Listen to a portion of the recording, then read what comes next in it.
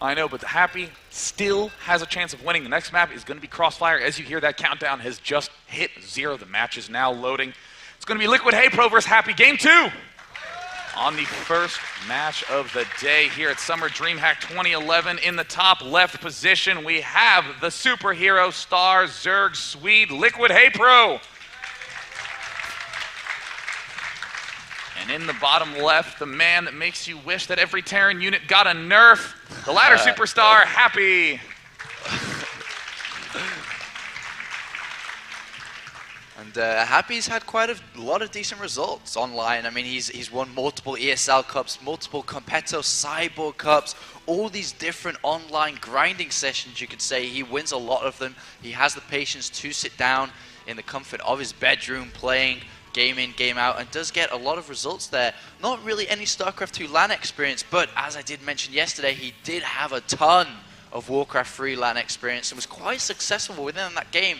And can he continue that trend as he moves into StarCraft 2? And as you said, this map is going to be Crossfire.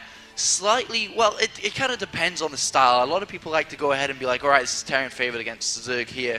But, I mean, if we see the likes of July Zerg, the way he plays here, using flanks and counterattacks, abusing the multiple pathways on this map to get around and get position on the Terran opponent, it can basically go either way. Yeah, I mean, the counterattack paths are absolutely the core aspect of this map. I mean, you just imagine Happy trying to move down here to the south end. Well, then from the left comes in a bunch of Mutalisks and Zerglings to the natural expansion.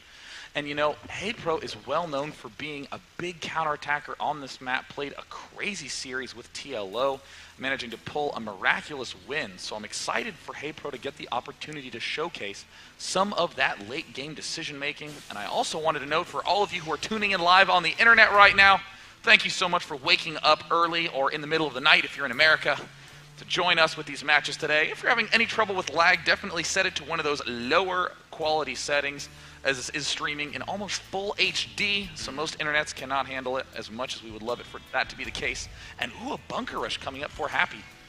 Yeah, this one Marine, actually the drone gets by, and we'll see it's just a little bit of pressure from one barracks. He shouldn't really be pulling any more drones off than just 1 or 2.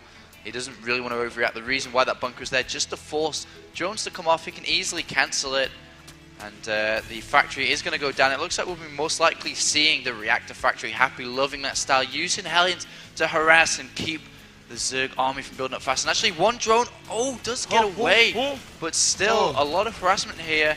More drones having to be pulled off. This one Marine causing a lot of damage here for Haypro. Oh my gosh. Oh, Hero Marine getting a kill. Can he get 2 under his belt? Is this bunker going to finish? What? Oh my god. Happy doing a better 1 racks bunker rush than most people do 2 racks bunker rushes. This is crazy. And Happy's going to take full advantage of this and go ahead and build a second bunker. This was no by any means designed. An overlord as well. He loses an overlord. The bunker is going to fall. But, I mean, Happy doing way more damage than is actually fair. All right, Sean. 6 drones, 1 overlord from 1 barracks pressure. And I mean, we're seeing in the units lost tab seems somewhat equal, but what Happy is way ahead is time. Look at this Hellion. Almost done. Happy is very, very likely going to get a super early lead. He just has to make sure he finishes his own supply depot. We see that he's supply blocked as well. And Hellions are coming out now. 2 are on the map, and he can do a lot of pressure here, forcing... He's going to have to force a lot more units to be made. We just have the 1 spine crawler, the second queen not even being made yet, the first one being forced to pull down to block the ramp. And Happy's just even going to go ahead and play completely standard, get his expansion up from here. Let's see how much damage these Hellions can do to the economy of Haypro, because last game they were so efficient in the early stages. I mean, I'm almost speechless. Haypro just now getting that second queen up. 1 spine crawler there, but Happy... I mean, Happy is so good with these Hellions. I mean, almost always this completely shuts down that sort of Hellion pressure, but Happy's still trying to be aggressive and poke. This is a very solid opening, but as we saw in last game, despite all the amazing little tricks going on from Happy, I mean, Haypro was able to eventually hold down, and there's a disco party going down on this map, the Apollo. Oh, wow. They're Just dance. breakdancing on that higher ground there. Look dance. at that. Slash dance. On the Hellions. Almost hit enter, but of course I am a ref. Would not want to interrupt the gameplay with things that don't matter. That'd be so funny if you just type slash dance in the middle of the game. Oh no, the Hellions. Oh! 2. Oh! Oh! And will they get up the ramp? No, they leave only losing one Hellion. Wow. It might be reason to dance again, Apollo. And literally, when you get up to 6 Hellions like that, it's almost as powerful as Blue Flame. Just a couple of hits from 6 Hellions are going to take down a line of drones very easily. And Haypro being forced to build even more drones now. 10 drones just do pop out, but no units at all. He's only got 2 Queens, a handful of Slowlings, and 2 Spinecles to defend against this. And as you can see, that didn't work out too well for him there. Happy has got his expansion up and running. Will Smikey pick that up now? Yeah, it's going to pick it up, move that down to that natural, and just continue with his build. And this Hellion has done more than just kill drones. It slowed him down so much that this push from Happy that's going to come with 2 or 3 siege tanks is going to be so harder than usual because he doesn't have enough units there. And I mean, what speed is only at 30% done, doesn't have a Roach Warren, has no signs of going to layer yet. So this is going to be quite dangerous for Haypro. He's really far behind already. So we do see that second gas getting added. Oops, Happy with an uncharacteristic misclick, taking a little bit of damage. And I mean, Haypro does see the expansion going down. And you know, a lot of times you'll see that classic mistake of when you get a lead trying to close it off early. But what Haypro really does not want to see is exactly what Happy's doing. More bases going down. Happy looks like he is getting slightly faster starport than last game. Let's see if he gets a slightly faster combat shield as well. There's another scan. That's actually an interesting move by Happy to put a scan there. I'm not so sure how much I like that. Well, he picked off a creep tumor, which is kind of important because it wasn't a dead creep tumor. It was one that was still active as well, which did help out a bunch because he's just controlling, kind of containing Haypro within this base, not being able to get any decent creep spread, which is going to be harder for his Lings to engage into any form of army. And soon enough, we'll most likely see once... Oh, he's got supply capped a little bit. As you can see, 3 supply depots in the production tab. Having not getting supply capped, he could have pushed out a little bit sooner and could have regained this higher ground. And once he gets that higher ground above that natural of Haypro, it's going to be pretty hard to defend. I mean, just as I was saying earlier, Happy's able to make that Hellion harassment work so well at the start in ways that other players cannot. But that supply block that Happy did, that can be enough to make a push that would have worked suddenly come just 30 seconds too late when your opponent gets a key number of Banelings, Mutalisk, or any other type of hardcore power unit. I mean, Happy could have potentially thrown away some early aggression opportunities. We'll have to push it to late game, but right now it looks like Happy is getting cornered, has to pull back, has to get into a good position. Oh, Haypro with a nice surround. And I'm looking at the in-game time now, 11 minutes, 10 seconds. This is late. The Spire's only just started. You know, Mutalisk pop out around 11 minutes before, and it's only just started now. That is how far he is behind. We're looking at 1 minute, 2 minutes behind than usual. Whoa. And this push is going to be so deadly. The Spire, he's only got Lynx, and if he can get good siege tanks up, how can Lynx even decide to combat this? And this is going to be very hard. We do have a lot of Lynx in production. He's going to have to get a decent flank off to try to combat this. And now Happy surging up here with this 1 medevac, 3 tanks and a handful of Marines. And the combat shield going to be done in 5 short seconds. Queen immediately takes some damage. Baneling's just now finishing, but we see that there is no speed done. Happy sees the advantage he's at. Going to pick off a Baneling, not scared at all. More Banelings trying to move forward, but no, going to get annihilated, and Happy might win with a beautiful, beautiful push. And in comes the flank from behind, a bunch of Zerglings. Tanks do see it though. Can he get the Marines there to help defend against it? Everything from Haypro's coming in. If he defends this, he can, but he can't. And it looks like Happy will continue the assault onto the natural, and Haypro looking in really bad situations right now. Uh-oh. Kind of a lot of stim, 15 health on a lot of those Marines, but the hatch will fall. Wow. Liquid Haypro in a rough spot. Broodlings try to arrive. There's another scan to pick off those creep tumors, but really none remain. No centrifugal hooks is only just about to be completed. No Mutalisk in production at all.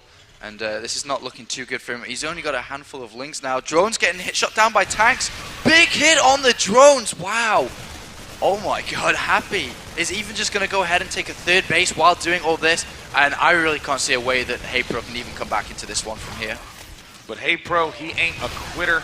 9 Mutalisks coming out. Going to try to do some magic with those. But Happy now finds another place to attack. And wow, that is some amazingly strong decision making. He's going to pull these units back and join up with this extra bunch of army. Oh no. 1-1 being upgraded for these Marines now. And there's quite a lot of Marines. With the, 3 Medivacs now, I have no idea how 7 Mutalisks and these Lings are going to be able to defend against this. He's just going to move all the way up to that top left position, go kill that hatchery, and Haypro has to defend it. If he loses this, there's definitely no way he can come back now. Banelings are morphing. Will this attack be able to get up there before these Banelings morph, though? I mean, we've seen a big turnaround with some Baneling bombs before. Happy already marching up. Does he see him? There's the stim. Oh, the tanks are trapping everything. Oh! Haypro! Defends! An amazing defense, but he has to be careful. That expansion is not safe yet. But Lings arrive in time. Target fire, not enough. Haypro puts himself back on the map, perhaps temporarily. But right now, the food count is even. This, the drone count's the most disgusting part of that unit tab. 26 drones now versus 50. 33 pop out now, so we're looking at 34 altogether, but 1-1 Marine's about to finish, and if he can get this Planetary Fortress up in time, it looks like he will. There's going to be no way for... Oh, Mutalisks do come in. As I was saying, there will be no way for him to harass this third base of Happy. Now the Planetary Fortress is up, so we're looking at 3 bases versus 2. Well, the 2, but can you even call it 2? Because only 1's really saturated. Yeah, I mean, a handful of drones there. I mean, Haypro gonna hit any point of vulnerability that he can, but Happy now getting 1-1, stimming, moving in, and oh no, oh, Haypro. 1, 2, 3. Does not manage to get that remaining Mutalisk, and you know, I mean, this is a great example of how to play when you have a lead. It's kind of interesting to note, one of the hardest things to actually do in StarCraft 2 is to finish a game once you've done a pretty strong lead, a pretty strong blow to your opponent. But Happy, we're seeing play very calmly, wait patiently for a big army, and he is not going to try to win too quickly at all, because the longer he waits, the longer his income rate will be way ahead of his opponents, so the bigger his army will end up being. And now here comes a very solid push, 1-1 Marines, 4 tanks, medevacs with a lot of energy. He knows he's ahead, and that's why he continued to go for, to try and just get Haypro to leave the game. But Haypro kept defending, and it was kind of just hurting Haypro. But hold that thought, those counterattack does get into the main, and it's going to get a tank and be able to get a lot of these tech labs and reactors. But Haypro with a commanding army to the north. We've seen some amazing counterattacks, pull off wins like this before. Haypro might be wise just to sack this expansion, pray for some strong burrows. Does manage to take out a good amount of SCVs. We see in the workers kill tab, Happy is light years ahead in this worker count. We also see, though, that the top left expansion is going down right now for Liquid Haypro. Amazing, amazing push by Happy. And the counterattack is slowly dwindling for the Zerg. Banelings on the roll. They are rolling back and forth on this natural. And does he have Burrow? He does have Burrow. So if he could set up some form of borrowed Banelings and then come in with Mutalisks afterwards, he could very well clean up once again. But still, the economy of Haypro in shambles. 33 versus 52 worker count at the moment. But here come the borrowed Banelings. Scan on top anyway, and GG. Oh, and there's a good game. They even get there. When the scan arrived, Haypro knew he was going to have a hard time finishing that army off. Well, you know what? I'm quite impressed with the way Happy showed the difference between Game 1 and Game 2. I mean, Happy doing relentless attacks in both circumstances, but in Game 2, we saw that if Happy can get that little teensy edge, such as with those Blue Flame Hellions, or with that, or excuse me, the regular Hellions, or with a Bunker Rush, he can swing way far ahead. And Haypro needs to work on his early game a little bit, I think. He's just not really defending against... Well, I can't believe he got so much damage just by that one bunker and a couple of Marines. Yeah. That is so... I mean, we're looking at July Zerg yesterday. Hatchery first versus Thorzane on Shakur's Plateau. and we have 2 barracks, full marine pressure, and he defends with a few drones. And Haypro couldn't do that versus 1 Rax, which is a little bit weird. Yeah. And he needs to work on that. And then the follow with the Hellions really putting him far behind in that game. Well, I mean, it's one of those mistakes that could potentially make Haypro look bad, but, you know, to defend that maneuver he did, you always want to pull off as few drones as possible. If you're up against a 2 Rax, maybe 6, 7, 8 drones seem reasonable, but if you're up against a 1 Rax, just maybe 3 or 4 should suffice, because if you pull off 8 drones, the 1 Raxer sees it and says, all right, cool, I've won, and then retreats. Job done. Has done so much damage by making those 8 drones not mine. So Haypro, interestingly, underestimating how strong Happy's micro is and how quick that bunker timing was, means that we are now going into a Game 3